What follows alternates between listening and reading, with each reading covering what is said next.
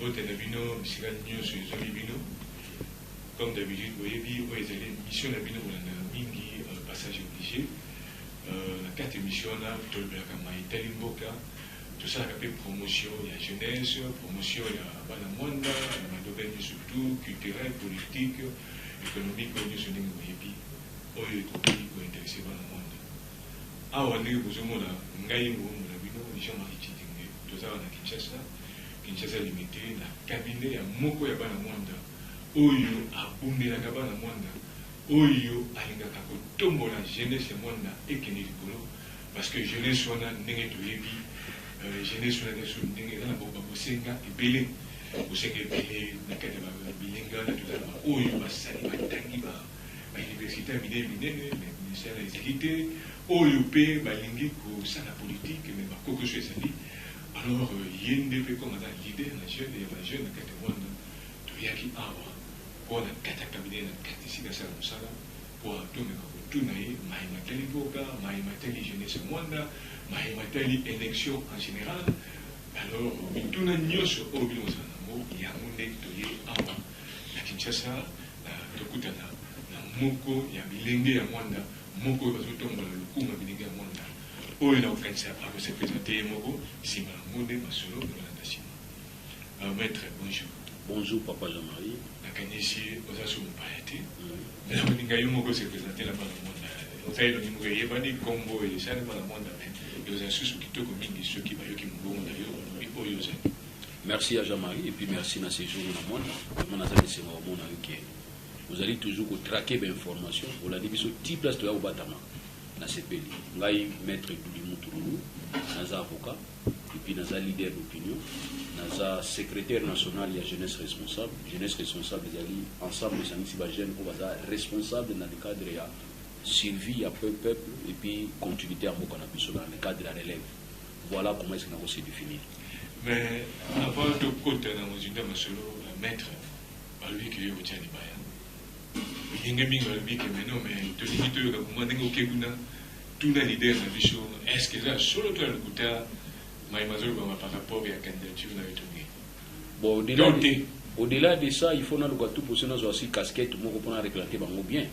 Mais on a préféré plus dans servir en équipe. Donc ça dit que nous avons à Kinshasa. Contrairement à nous avons déjà dans le monde qui est une intention de faire dans le monde, ce qui n'est pas interdit. Nous avons interdit de Ngazate. Donc voilà, nous avons fait dans Kinshasa. Et dans le monde, nous avons créé tout le lobbying. Où on peut sa chance, c'est pas les jeunes ou les fans dans le monde. Tout le monde soutient que nous avons élu dans le monde, mais nous avons résident dans Lukula, dans Tchela, dans Matadi. Tout le monde soutient. Si vous avez un Matadi, si vous avez une assemblée provinciale, vous avez résidé kuna. Période de la session, vous avez mais vous fanda na yo matu ni batu ba fanda na Mwanda au siège na fixe permanent dans Mwanda. Est-ce que maître na makanisi au lobby là, il faut vraiment candidat au bana Mwanda au na lobby au sana. Il faut être un résident Mwanda. Est-ce que il y a un apport positif?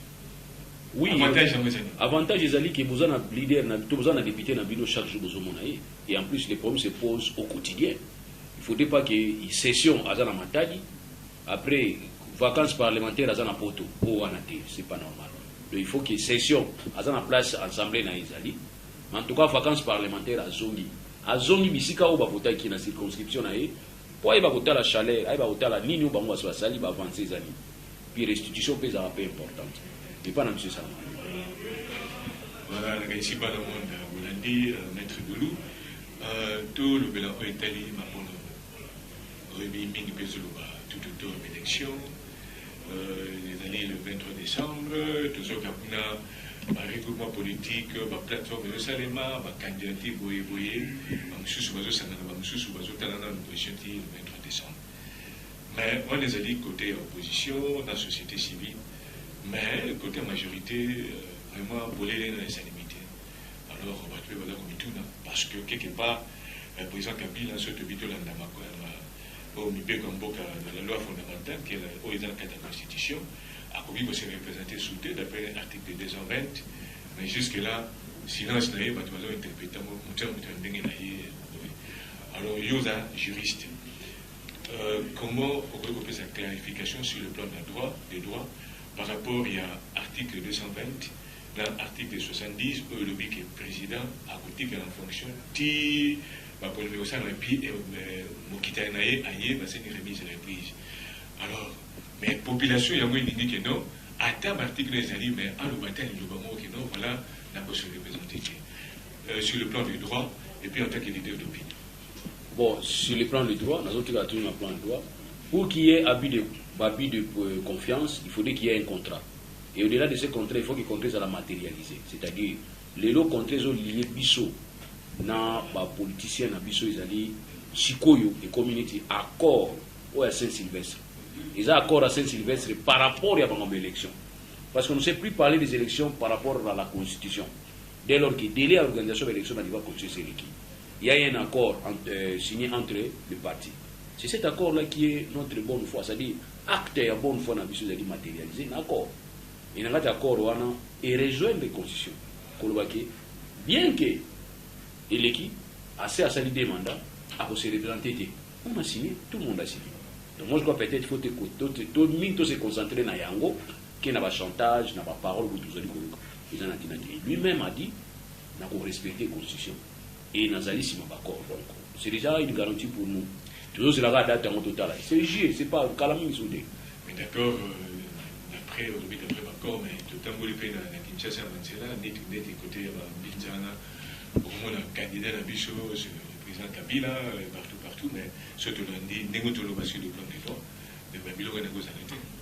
Oui, en principe, il goes à la tête. Mais ceux qui allaient, ils ont tout bien égaré. Il faut considérer comme étant égaré, parce que même le chef d'État, est-ce que je vous ai envoyé aller dire aux gens qui veulent violer la Constitution? Ça, ils ont une interpellation. Ceux qui ont dit il faut directement démissionner. Mais tout le monde va démissionner, c'est ce qui est regrettable. Mais ce qui est vrai, il faut comprendre que l'accord est qu'on a respecté, et ils ont respecté, et puis nous sommes obligés, il y a un accord. Et là, vous souhaitez qu'un accord qui va Maître Chico, de côté, si nous sommes de côté, au Italie, processus électoral. Monsieur Soubaza optimiste, mais scepticisme n'est que trop par rapport à l'optimisme. Sur le par exemple, il n'y a pas un consensus autour de la machine à voter. Tout le monde dit doublon, il y a plus de 1 million. Il y a un relais où il va prendre dans la machine, il va prendre dans la machine. Et nous sommes un déficit par rapport à la confiance aux États-Unis. Ngomba Moussousia, politicien, par rapport à CENI. Alors, population est obligée n'a aucun consensus exact. Machine à voter, machine à voler, etc. Selon le cas, le camp. Alors, si on a retour, la population est obligée par rapport à ma divergence, ma ponomie et aux alatos et aux alatés de 23 décembre. On a eu. Bon, vraiment, sincèrement, la ligne à la claire, qu'on voit que scepticisme, parce qu'il n'y a pas une garantie. Pour qu'il y ait mariage, il faut que les deux parties te bénissent, moi, sinon, il n'y a pas sa consentement. Et puis, il va déclarer en public. Alors, c'est comme si l'opposition, la majorité, va toucher point mon côté. Divergence, c'est ça. Et divergence, c'est n'a pas point au bas sur là déjà. Mais la divergence, il y a élément nouveau. L'élément nouveau, il faut qu'on se le dise. Et ça dit machine à voter. Parce que c'est un élément où ils ont répliqué ni dans la Constitution, ni dans la loi électorale, encore moins ni dans l'accord de Saint-Sylvestre. Mais dans le cas de maître, qu'on ait une qui, parmi les possibilités pour la machine à voter paysanique. Parmi les possibilités. Qu'on ait un arbitre.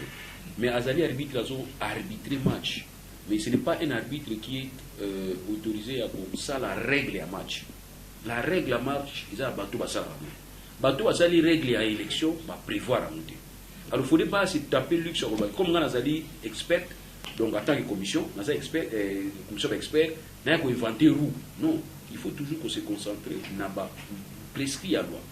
Nous avons félicité sur le but que nous avons été la machine et nous avons été les députés congolais diaspora. Il se réfère à la politique. Il faudrait que la politique soit au Sangana. C'est des démarches qui vont dans le sens que la loi va modifier la loi dans ce sens que les Congolais étrangers va l'écarter. Il se réfère aux politiques. Alors, qui dit politique, on voit les institutions place débat ça la c'est-à-dire dans le Parlement. Alors, nous aurions peut-être souhaité que ce qu'il y a un élément nouveau, à ce niveau dans le Parlement. Qu'on débatte dans le Parlement. Il y a expert à PCK par détail. Et puis finalement, après, bah, j'ai option, bah, PCK texte, il y a aussi un angle. Mais les lois, base juridique, il y a machine à voter. Base juridique. Exactement. Comme il y a Maël, non expert, il n'a pas un expert. Ça pose problème. Il y a un problème de confiance. Et en plus, nous sommes tellement à catimini que nous sommes surprendre des bateaux. Nous ne sommes pas appelés à nous faire des surprises mutuelles. Nous sommes appelés à être honnêtes, francs, ouverts, de manière à ce qui permettre que l'élection, tout ça, les a vraiment apaisé. Ils ont vraiment apaisé, ils ont démocratique. Ils ont l'élection, il y a consensus. Nous avons dit tout à l'heure qu'il faut créer toujours consensus. C'est-à-dire, tu as écarté le logo de Panzabiso. Mais tous les gens qui sont Sabiso, ils ont Sabiso, ils ont toujours plus d'importance. Mais ils ont Panzabiso, tout le monde permet. C'est ainsi. J'ai même une proposition pour la machine à voter. Pourquoi ne pas tous option, il y a machine à voter, mais tout ça dans mon pays nous. C'est-à-dire, comme côté à Corée ici, il posait déjà problème, il y a substitution, donc il y a confiance des associés, tout le pays nous soucieux des pays net. Oui, vous savez, cette machine à voter avec garantie à pays. On peut demander d'être dans la Suisse. Tout ça, on est dans la Suisse. Lui, dans la Suisse, que non, vous savez, la mission avec votre garantie. Tout ça, on est américain. Vous savez, la mission avec votre garantie. Comme ça, toutes les parties, au départ, comme ça, est posé un problème, il y a soupçonné. On a introduit la suspicion, ça c'est le mot-clé. Mais suspicion, ils ont été parce que dernièrement, c'est déployé la machine, dans la campagne de sensibilisation sur la fameuse machine à voter. Il y a un quota. Non, la facilité, il y a votre tricher, il y a votre voler, il y a votre doubler. Mais avoir cette exhibition, la façon dont tu vas manipuler la machine, apparemment, il n'y a rien qui dérange bien, qui peut faire fâcher. Alors, à niveau de leader d'opinion, à niveau politicien, où il y a la sceptique, où il y a la suspicion. Mais expliquez la suspicion et où tu vas. Est-ce que la suspicion où tu es, qui s'abat, ça y a monté, tu es là comme monsieur soutenu à quoi qui s'abat, qui permettre, comme on voit la machine à voler, mais quoi. Suspicion, on a un némologie, les autres thérapies. Parce qu'on a une exhibition, la population, c'est vraiment performant, trop rapide. Par rapport au coût également, ça demande moins, et puis par rapport au temps, au timing aussi, ça part vite. Voilà. Mais suspicion, c'est autant. On comprend la question. Mais, quand ça diable, ça n'a pas sécurité. Babi, ange de lumière. Aza tellement brillant, il y a donc Babi qui ange de lumière. So, t'as Lucifer. Non, il y a une beauté. Quand ça diable, il y a une sécurité. Donc, Seigneur, le Sabiso va expliquer à Lucifer, mais en fait, c'est comme des tombeaux blanchis. Je me pose une question. Est-ce que papa Jean-Marie, ton atonika va toi la maman? Yo kolia biloko nemi na yo alambeli yo. Yemo kona kati. Mais boyo kana kati usupi ko ngolia. Il y a pas d'ennemi. Justement, ça dit il y a un problème. Peut-être que ça peut être des Il y a Jean-Marie qui va na biloko andoki, surtout ceux qui na butu musuni. So moni ndoki alambeli musuni na ba iner bezela ko servir yo musuni keba. Made sulia na be musuni keba. Est-ce ya mutu? Wana za musuni ya mutu. Donc Seigneur lui musuni ya mutu sans le savoir. Nous ne voulons pas tout ça à surprise mutuelle. Quand ça vous balobi, si vous changer le logo, vous allez sur na vous avez asika. Mais toujours changer le logo, toujours allez sur na vous. Qui vous dit que machine à voter ça m'a bien? Moi en tout cas, je ne veux pas qu'on voie une machine à voter comme étant outil de destruction. Non. Machine à voter ça bien. Kitoko. Mais dans le contexte, il n'y a pas la machine à voter. Dans le contexte, confiance et ça mutuelle. Donc, tu fonder confiance. C'est-à-dire, il faut d'abord commencer par fonder notre confiance dans la machine à voter. Mais il ne faudrait pas surprendre les gens où ils savent que la machine à voter est économique et ça rapide. Qui vous dit que c'est rapidité? Qui vous dit que c'est économique? C'est économique, c'est rapide, c'est bien. Mais tu es dans un contexte mini. Avec un temps pour le suspect. C'est-à-dire, temps est suspect. Temps où il est suspect. Ils sont trop pressés. Voilà le vrai problème. Ba o baboui machine à voter na senga bango na pesa devoir na kina na bisa bato ba o baboui machine à voter pour pesa biso ba raison bino boilia ba o ba lingi machine à voter pour pesa biso ba raison bino lingi machine à voter dans les cas des avantages et mutu nyonso azali na mutu si to benga ba scientifique so za na thèse faut za na antithèse so za pour machine à voter le village peut contre machine à voter So ça compte machine à voter. L'élection peut machine à voter avantage dans les années. Nous devons penser à ça. La CENI ne peut s'appuyer sur la machine à voter comme si étant fabriquée par Dieu. Non, c'est ça est vrai même. Et vous en appelez erreur. Alors garantir erreur, nous peut s'appuyer sur ça. Et deuxièmement, les gens doivent comprendre machine à voter, c'est des marchandises. Et ça va ordinateur tout ça les gars. Et ça dit qu'on est lourd. Mais machine à voter, ça va ordinateur imprimante. Mais c'est une marchandise. Messieurs les journalistes, je vous dis qu'une marchandise ne peut pas quitter un pays à un autre pays sans qu'il y ait un certificat d'origine, sans qu'il y ait un certificat d'authentification. C'est une machine. Mais quand vous allez nous apporter une machine dans sac, vous allez vous voter dans l'authentification, c'est ça. Bah, et puis, que Corée du Nord a dit que dans les responsabilité, dans le cadre de la fabricant, il y a une exigence. Tout pays fabricant, où est-ce que ça la manufacture? Pays où ils ont l'obligation de faire information dans le pays consommateur. Donc, exemple, il y a un bar, il y a une information. Si on a une machine à laser, et on peut ça un jour, c'est ce qu'on appelle bar à information. On va appeler ça bar à information. Et ça va nous permettre. Et tant que les gars, il faut payer les gars dans OCC. La machine, on a comme marchandise, il faut les gars dans OCC. Et les gars dans bivac. Et quand il y a bivac, et les gars dans OCC, va vérifier. Bon, on a une compétence, va vérifier par OCC. Bon, on a raté. Il y a un peu les gars dans la procédure, c'est une marchandise. Mais ça vient dans le sac, on vous dit consommer. Non. Il y a un peu de première confiance. Va restaurer la confiance. Ça va restaurer confiance. Alors, pour restaurer confiance, pour nous appeler assez. Dernièrement, il va faire l'élection de Bamboka, chef de quartier, chef de village. Commençons par là. Comme ça, là, du moins, il y aura moins de dégâts. Chef de village, il lié pour machine à voter, c'est l'erreur. Les dégâts seront moindres. Mais le président de la République, il pour machine à voter, c'est l'erreur. Mais cette erreur aussi peut profiter de la majorité. Dans le monde, l'erreur peut profiter de la majorité. Il faut d'abord restaurer la confiance. D'accord, voilà qui côté machine à voter. Il n'y a pas que machine à voter qui fasse, mais tu as tout un bon qui permet de l'élection. Est-ce que les moyens sont réunis? Bon, je ne sais pas si nous devons avoir combien de machines à voter. Non, ça c'est... Nombre, non, nous devons avoir combien de nombre de machines à voter. C'est vrai qu'ils ont un nombre belé. Au début, pourquoi machine à voter, ça combien? C'est 1,500 $. Par une machine. Le frère n'a évité, peut-être que la gamme est musique. Ordinateur à 6 cas, 1,500 $. 1,500 $. Il faut en avoir combien pour avoir ça entre nous? Ça, ce n'est pas l'argent. Mais ce sont des gaspillages. Justement, toujours charge, mais toujours le charge de côté. Bah, il y a 1,500 $. Il faut ça le débat. Pourquoi le Parlement n'a pas pu quitter déjà? Ce Parlement, c'est un Parlement sur le peuple, ils ont demandé peuple ici qu'on a légitimé. Mais les vrais débats, il faut ça dans le public. Que les gens nous disent machines ont coûté combien? On a un réel total, ils ont combien? Par rapport à Octobre, qui ont bon, ils ont dévalué. Nous n'avons pas l'argent, nous avons l'argent. Mais toujours dépensé, on peut la bloquer aux activités. Les autres avis, on risque de connaître un blocage. La majorité, va savoir machine nationale surtout pour un blocage. Est-ce que vrai ou faux qu'on a eu? Bon, dire seulement que la majorité de Salango, il faudrait aussi se poser la question, il faut pas caler la majorité de Salango au Salani. Ça aussi c'est important. Mais ce qui est la majorité de la manigance, pour ça, oui, ils ont dit ça. Bino Baye, vous allez pour aussi vers la majorité. Nous avons une opposition. Nous avons une loi, toute une loi pour pourtant statut à opposition. Nous avons toute une loi pour pourtant fonctionnement organisé en parti politique. Je rappelle dans l'espace, quelle est la responsabilité? C'est-à-dire, surtout physiquement prévenir, tu vois, on dit Fiji, président Kabila, Arte, la Kinshasa, ils ont d'autres mais par contre, ce qu'opposition, le Baki est facilement, dernièrement, la ligne, la 5 non au troisième mandat, non sur la ligne, les gars, avant-hier, dans les côtés,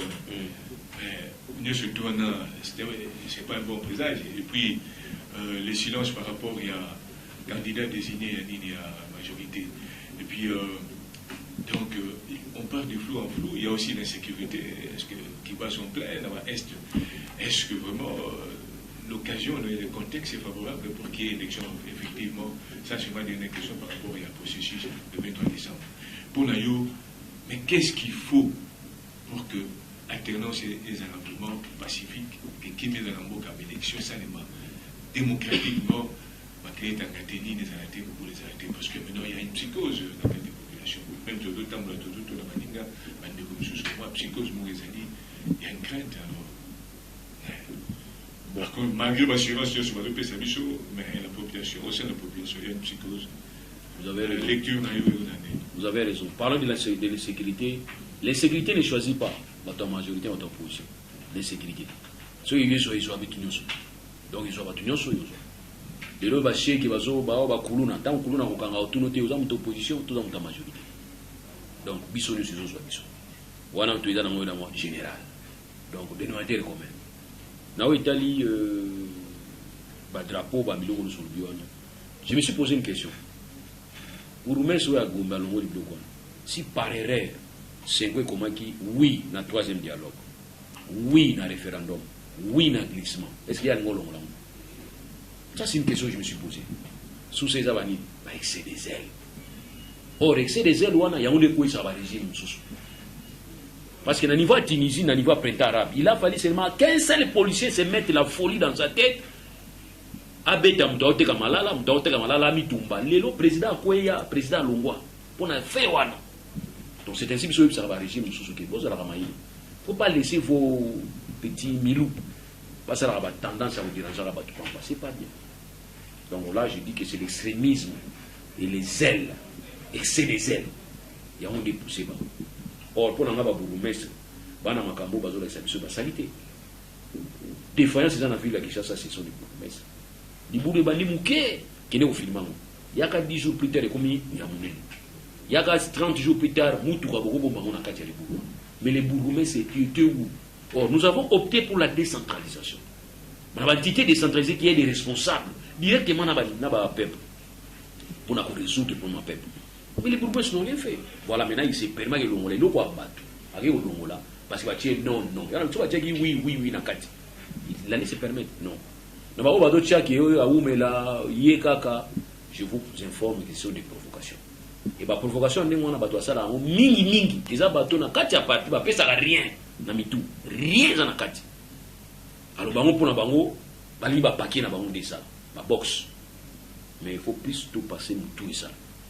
Et je l'ai dit, s'il faut que ça la débat sur le troisième mandat, quelle est la possibilité, Kabila la troisième fois, la cinquième fois, 10e fois, c'est possible dans la tête. On peut toujours s'expliquer. Vous comprenez? Alors, il faut que battre les Mbuta Tindara en Belgique. Mettre Nimi Baïgangimbi, convaincre les Belges. Quel est les Belges? Tout le monde est d'accord. Mais tu as un bateau, tu as un bateau qui est professeur, mais pour ça, Zobina. Ah, la bino moko. Professeur à Zobina. Hypothéquer science. Voilà. Voilà, on a évité, votre communauté, on a évité peut-être. Et on a personnellement quitté le processus électoral, on a été alors ceux qui savent vraiment un message par rapport à ma sur la jeunesse congolaise, un mot pour la bande en général par rapport à Nini, parce que les nôtres ont l'expérience, tout ça est déjà ma autonomie sur le plan provincial, sur le plan national, à ma députée, dans la présidentielle. Alors, concernant nos présidents par rapport aux élections, aux Avouya, nous avons ma autonomie, et puis un message particulier pour la jeunesse à Rwanda. Pas seulement la jeunesse, mais le territoire.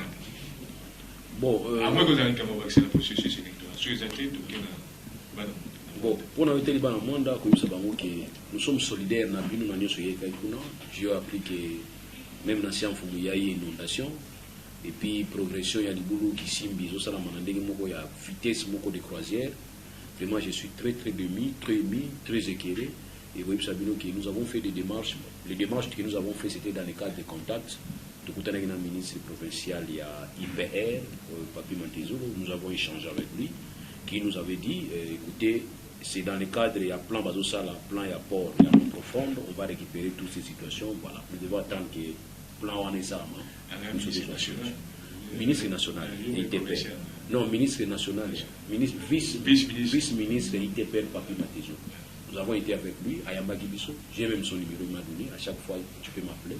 Nous avons échangé. Il y a un plan où nous allons niveau à Mwanda, il y a port à nos profondes. Ce va s'allier à vous, et bien ils seront obligés à aménager Mwanda. Parce que moi, déjà, vraiment, nous urbanisés. Moi, déjà urbanisé. so tel ba terrasse ba ni caniveau, il n'y a pas de caniveau dans le monde. Or, il faudrait construire des caniveaux de manière à ce que moi, ils ont côté les Hollandais. Toi, dans la rivière en haut, tu as dans Boudou, Yodlika. La place par excellence, tu vois, maï ou tout ça, là. Mais moi, déjà, libanisé, malheureusement. Et les lots, les boulots, tout le boulot est ici, mais tu as la maison, ça n'a pas de problème. Mais ce que je regrette, constate ces années, c'est que les boulots, parce qu'ils ont ça dans mon côté à cité. Or, j'aurais préféré ça dans mon côté à Nini, à Perenco, côté à Nini, ma pompe à cheval wana et que tu as dit bon vraiment ça aurait été mieux.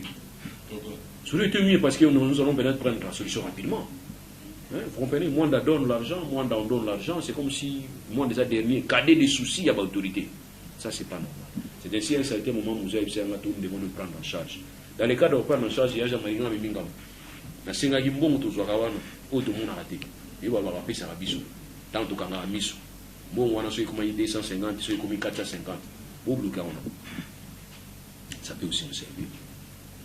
Ou bien soit, tu négocier dans le banque, tu sais, vous devez savoir soit 10 ans, 4 millions 500. C'est bel air. Vous devez savoir toujours solution pour nous. Comme ça, on peut d'aménager. Comme ces années, nous avons boyé. Mais ça, quand il y a possibilité, tu as un problème en maille, tu as un problème en... On va essayer un peu de voir. L'urbanisation en moins déjà vraiment capitale. Nous devons avoir des caniveaux dans le monde. Et on a 5 maisons sur une boule de bêtes, comme on a dit, moi, piscine. Tout ça parce qu'il manque de caniveaux. Or, sur les caniveaux, nous serons peut-être servis. C'est un signe en lui. 450 000 euros pour lui, vous pouvez s'arrêter sur tout le monde raté. Aussi, vous pouvez s'assurer. Pour tout le monde, on a un comme ça, pour dire que ça a sauvé, il y a 10 ans. Comme ça, on va faire un programme. Le programme de ça, déjà, qu'on a aménagé le monde, qu'on a aménagé le monde, en attendant que l'État l'a manqué. Pour l'État, si nous avons un l'État l'a manqué. Nous avons eu des promesses non tenues. Les boulots qui sont liés, ils peuvent payer. Il y en a qui faut qu'il y a côté, du côté il y a l'administration du territoire, il est lié. Il y a le côté du pont, il est lié. Il y a le pompe, il y a comme ça, du moins, on va trouver une solution rapidement. Mais tant qu'ils ont lié à côté Kouna, c'est comme si ils ont inquiété. Ça va venir. Ils ont progressé. Avec quel dégât? Alors, il y en a aussi qui doivent se prendre en charge dans ce parce que dans la province, territoire, il y a un territoire, érosion, la tête d'érosion, c'est une population, bonne foi, $10, $5. Bon, moi, c'est 5 000 euros. Mais tu peux aussi m'empêcher un problème. Alors, tout le monde en a déjà, Perenco, Simbela Bisoka, tout ça. Parce que bon, on a déjà marié Bimaka, il s'est là. Alors, nous, il s'est là. Tout le monde a l'école, tout le monde a l'œuvre sociale. Comment on va ça? Ça l'a révolté. Bayebi qui est biso to yebi qui ça l'a révolté. Tu comme il a point one. Bango bayebi qui est biso to yebi. Kala bazaro yeba kate qui est biso to yebi. Mais si go bango bayebi qui est biso to yebi qui bon on ça l'a révolté. Mais quand vous allez construire une école de 2 salles de classe, et vous avez la première ou bien deuxième, troisième ou bien quatrième, ça c'est quoi? Et en plus, et là au moins on a tout ça la débat ma casse ça ni jamais. Depuis que on dit qu'on a mis balinganga ou soit balinganga. Mais ba balinganga ba zebele ba balinganga te ba za mke. Parce que moi j'ai franc parler. Toi l'énergie au bout dans la bamboka. Je suis d'accord avec l'énergie qui est dans la bamboka. Mais au produit ni. Rien. Sauf éclairage. Là, on a la télévision. Non. Or, cette énergie devrait produire. Mais cette énergie devait produire. Mais pour qu'il y ait production d'énergie au bout de ça, il faut que vous ayez à côté un centre commercial. Pour qu'on ait un antivol, mais il faut un soudeur. Un soudeur, à moins qu'il n'en soit dans la cité, dans la Mboka. Mais si la cité, la soudeur, les centres commerciaux sont se développés et puis ça va impacter dans le village. Mais le village, il y a la progression et impacter dans les centres commerciaux. Voilà, il y a des choses. Donc, si on peut faire dans le village, ou bien soit, qu'on fasse un système, on peut faire dans les centres commerciaux, on a pourquoi tu vois, ça, tout sur le lango, tout en facilité à vous. Moi, je suis là pour l'intérêt à tout le monde, l'intérêt général. Je suis là pour l'intérêt général. Je vois l'intérêt de tout le monde. Je ne vois pas seulement l'intérêt où toujours profiter dans notre. Donc, on a dit que l'énergie toujours dans le village, merci Perenco, mais ça ne profite à rien. Parce que ça n'entraîne pas un développement. Mais si par contre, toujours, on est toujours tout indiqué en Amanda, pour renforcer les centres commerciaux. C'était sûr, monsieur Jonas, on a un centre industriel, un centre commercial qui n'a pas. Parce que ça dit, et puis il permet de rappeler un mot. Parce que les loyaux, si on a un centre commercial qui indique l'énergie, Donc c'est que la chambre de fois déjà na capacité au foot ba facture belé ya makasi. Que moi village. Naza contre le village na ngate. Merci mina kura o tshela biso merci. Mina naza contre le village na ngate. Naza contre le village ba tsheba kura. Le village na monde village. Na monde village, côté musuna mutu ya siafumu, côté musuna za mutu ya tsende donc naza côté. Donc naza contre été na lobi boy. Soki botier énergie na ba centres commerciaux, même facturation, production aux ma casse. Parce que un villageois te fout à courant. D'abord un. Ça c'était, ils ont trompé l'œil. Vous avez encore sabi so ils sont courant, ils ont trompé biso. Si vous tiens nga courant moi na ngai école à autant moi ça va. Vous tournez l'école à 2 salles de classe. Moi na nga so ka bela au hôpital. Tout ça c'est un problème à trompe l'œil, pas mon visibilité. Qui monde dans village moins de pays, c'est un fou moins de pays. Puis nous on est grave, c'est grave. Mais si vous tiens au centre commercial, vous allez comprendre que même cette société commerciale, où on capte la distribution à courant, on va facturer bien. La chambre froide des alliés, le centre commercial des alliés, le magasin des alliés, courant, oui, pas na bango, facture pesa biso $50 par mois. Au bout, y'a pas on a besoin de courant. Ok, la chambre froide de facture pesa biso $500 par mois, par $400 par mois. Au bout, y'a pas on a besoin de courant. Et ça crée le développement. Mais voilà comment est-ce qu'il y a un papa Jamari. C'est-à-dire, pour nga na rouge place à rouge, bleu place à bleu. Comme ça on a sa candidature, ça té na mwanda nazo insister na sa candidature. Na mwanda ndeto ko sala ba candidat. Nazo ya ko sala ba candidat na mwanda. Ke oyo candidat ali bokini. Ozana mbongo te mozana makasi. Voilà, quand même nous abandaki, mbongo ezaki mabandai makamna iti le loi comme président. D'accord, donc comment faire sur mais quand tu moi ngana suka mais oyaki na mwanda. Kaka ngulo to ngo ile ki alihoyo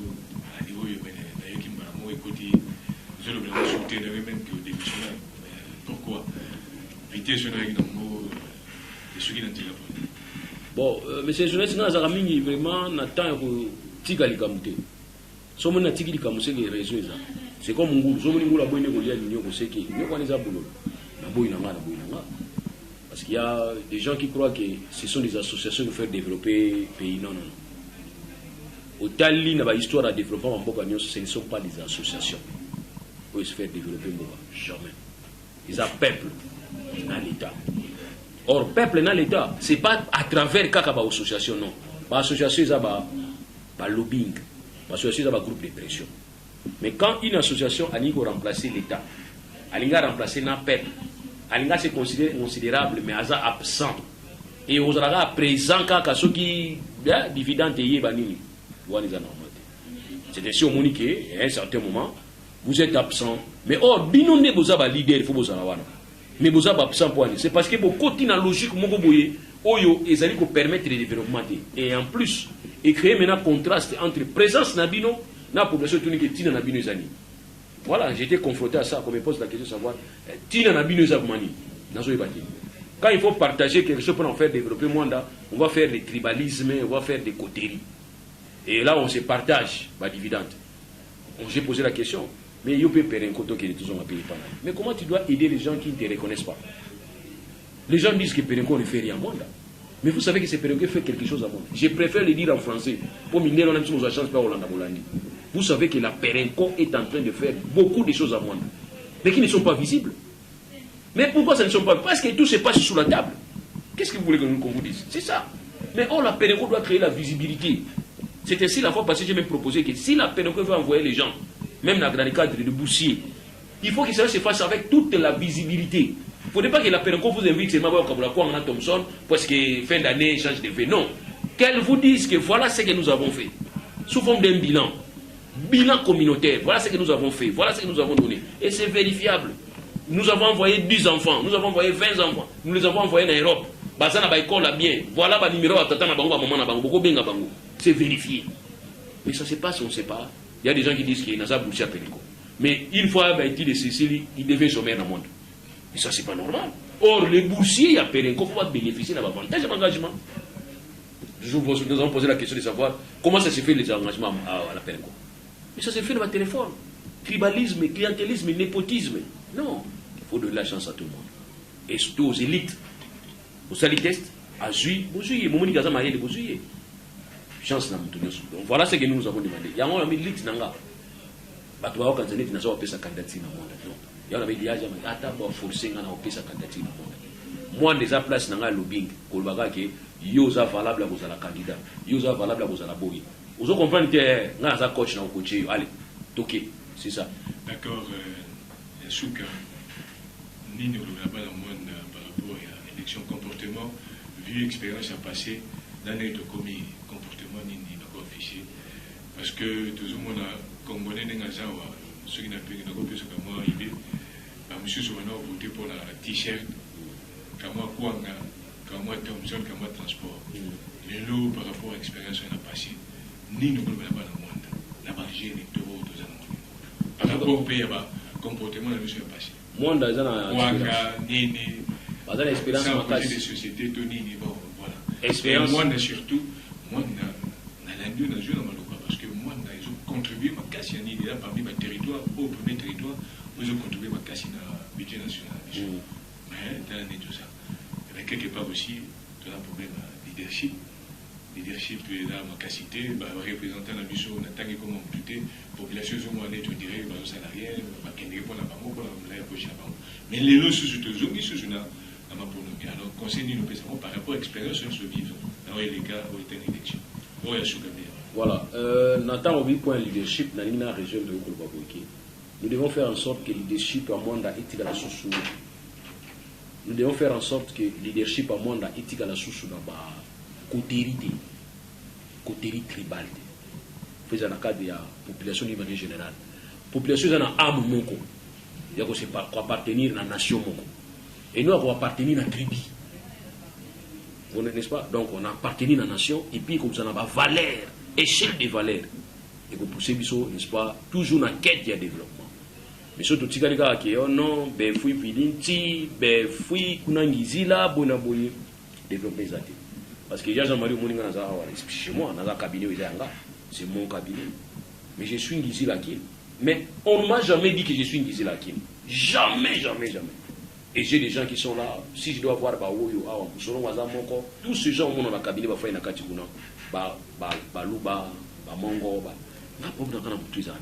moi, si je vois qu'il y a des valeurs. Surtout comme une étape pour un monde de se développer. Voilà comme nous avons. Mais tant que tu as une étape, donc là, il faut vraiment le renseigner. Et pas dans le monde. Quand on y a qui, Koka va penser qu'il y a pour voter, et c'est celui qui, T-shirt va penser qu'il y a, Bima n'a pas le qui est en fait. Et c'est tout beaucoup qui. Alors, c'est quoi? Vous les années. Ce monde des humains malheurs dans la députation, et la députation provinciale et la députation nationale. Aucun député à Mwanda, peut-être moi encore quand on a mon acquis dernièrement, alors que ça courant ceux qui signent à courant. Ça aussi. Ouais, donc tout ça dessus, toute la population Mwanda fait ça là-dessus. Dans le débat, dans la commission, dans le débat, dans la ligne, jamais pas parler là. Dans Mwanda, dans mon député, mon Mwanda. La fois passée, on a même parlé sur l'environnement. Jamais dans mon avis. Et j'ai même demandé, mais c'est pas ça la même question, orale, t'es pas ministre hydrocarbures. Aya, ne fils que pour la cocodème, ne fils que pour la il par contribution à monde. Ne fils que, rien. Par contre, quand ministre énergie, t'as ya comme ça, bosuki wapi na courant ya inga petit na monde. Voilà le problème. Et aussi, on a profité de l'occasion, on a invité ceux qui ont comme avant, puis on va comme avant, puis on va prendre un cocodème. Pour un cocodème, j'ai vraiment, dans la rigueur, on a cocodème, depuis ça, la moitié de l'eau, d'évaluer à monter. Or, à un certain moment, il faut évaluer. Et ça, interface entre les populations dans la société pétrolière. Nous devons savoir l'évaluer à un certain moment. Vous évaluez tout ça, puis tout commis, puis tout ça, et puis vous évaluez l'évaluation interne dans le cadre de fonctionnement de l'organisation. Il y a certains contextes qui ont dépassé. Vous savez, la logique, à un certain moment, les logiques, on les a sautés. Hier, c'était Makukumitatu. Mais les c'est plus Makukumitatu. Et comme il va Kukumitatu, c'est comme il va te belé. Makukumitatu, ok, mais comme il va Banzungu, c'est comme il belé. Tozu Banzungu va Yombe, Tozu Banzungu va Solongo, Banani va Tanzania machine, Tozu Banzungu. Tous ces Congolais là, constituent aussi intérêt dans le monde. Il faut tenir aussi compte à Bango. Donc, il y a un contexte, c'est l'équipe. Maintenant, faudrait-il que les gars dans le système, il y a Tinda Moutou na Cocodème? Non. Biso to boya ki to baki ke to dénoncer ki note circulaire 001 ya ministre de l'hydrocarbure au Italie concertation fonctionnement de l'organisation Cocodème to boya ki yango to lobi ke na fond nango ils ont représenté valeur moko démocratique té. Quand vous devrez aller déposer candidature n'a pas administrateur du territoire et que les élections soient supervisées par la société pétrolière. En ce moment-là, nature la société pétrolière comme une face à face n'a pas délégué par candidat. Or, nous sommes des partenaires autour d'un pouvoir moko. Tout ça, les conseils, il y a une idée dans le pays, dans le Mikolo, qu'on peut ça idée dans le monde. Ni n'a pas pensé pour l'organisation à n'a pas ça déjà parce que bien au outil musicati il faut déjà pour ça la montrer il y a qu'est-ce que nous préconisons? Nous préconisons que l'administration du territoire à monde est restaurée autorité de l'État. Ils ont sa autorité de l'État. Dans quel sens? Que l'administration du monde soit dotée d'un secteur, chef de secteur nommé. Et chef de secteur nommé, on a la chef de secteur doté d'une expérience historique et coutumière approuvée. Ce n'est pas nous les jeunes. Il faut un vieillard. Il y a des vieillards, les Français qui toko, tous les autres là, bah vieux. On va dans l'histoire, il y a un mot. On retourne un mot et on a appelé ça histoire à mot. Chef de secteur. Et là, chef de groupement. Le chef de groupement, c'est l'auteur de la décision de le ministre intérieur. Que le ministre intérieur a nommé le chef de groupement. Les chefs de groupement, on va nommer, on va aligner la famille régnante. La famille régnante, papa, histoire des anakatia. Administration du territoire. Bayebi Kingandi, Koko na Kingandi. Bayebi Kingandi, Aoutaka Kuto. Bayebi Yango bien. Et deuxièmement, comme il appartient à la compétence et à l'administration du territoire, l'administrateur du territoire va résoudre des conflits sur le chef de village où ils allaient suspendre. Dans le niveau de Mwanda Mobiba. Pour résoudre l'ango, Boyebi histoire de village Nyonso, beaucoup saté, art régionalogique et Zali. Boyebi que Koko na Bangonde Zalaki, Bochaye, Bosali Banquette, Bosali PV. Ils ont dit que nous avons un jeune garçon parce que nous avons un garçon fumeur de chambre notable en Boka. Ce n'est pas normal. C'est que moi, notable, et ce qui c'est que nous aurons un chef de secteur nommé, un chef de groupement, des chefs de groupement avec leur arrêté à reconnaissance et puis nous avons un chef de village ou puis une décision. Par ça, là, élection. Dans le village, dans le respectif, pour la routine de 2 personnes, une personne, pour créer un conseil communautaire. Dans le conseil communautaire, il y a un bureau. Le bureau ne va pas choisir si on a la plénière, il va déléguer la routine à niveau Cocodem. Il y a Jean-Marie, je vous dis, c'est la représentation excellente de l'entité. Nous ne devons pas se tromper que les entités sont représentées par les ONG, non, par les ASBEL, non. Parce qu'il y a un lieu, il y a un lieu, il y a un lieu. Mais je ne suis plus là-bas. Mais par contre, je ne peux pas aller au Nambokananga, qui n'a pas de village. Est-ce que c'est ça possible? Voilà l'idée d'un bichou qui n'a sans saner. Tout développer ensemble comme ça. Alors, maître, merci Mingi, Bandeko Valandi. Nous devons rappeler que dans le cabinet, maître Doudimou, Doudou, Oboyebi, la Kanici, tout ce qui est Mingi, le Maïtali, le Boka Mwanda, le Cité Mwanda, le territoire Mwanda, et puis tout le BDP, il y a un processus électoral. Alors, il y a des questions pour l'engager, moi, il y a pour la Congo, il y a Aura, tout tic vraiment de Toya, tout coûte à la première validée dans la bichon, tout le monde sur la Makamata, et puis surtout le territoire de la bichon, tout le BP Mingi.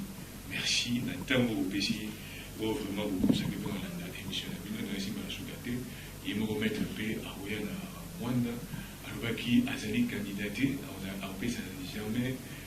Après sa candidature ni dans la nationale, la députation nationale, ni dans la provinciale, dans le territoire à Mwanda, mais plus à Kinshasa, mais à Ouya en appui dans les jeunes et à Mwanda, pour booster les jeunes à Mwanda, que eux, ils vont dans la quantité, pour la cité à Mwanda, eux, ils vont dans la vision qui tourne pour développer à Mwanda, et puis à Pessi sous le développement à Mwanda.